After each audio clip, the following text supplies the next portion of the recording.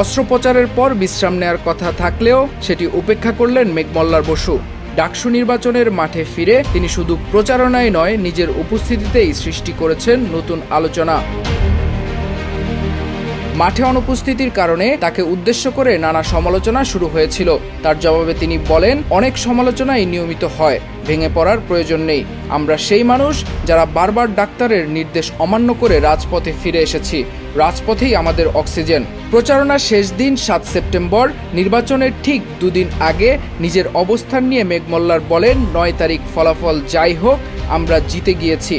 9 তারিখে নির্বাচনের ফলাফল যাই হোক, আমরা ইতিমধ্যে জিতে গিয়েছি। হাসপাতালের বেড ছেড়ে রাজপথে ফেরাটা অনেকের কাছে বেপরোয়া লাগলেও সমর্থকদের চোখে এটা এক অটল প্রত্যয়ের প্রতীক।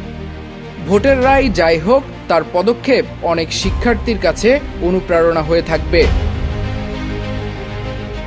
নাইমুল ইসলাম, বিপ্লবী বার্তা।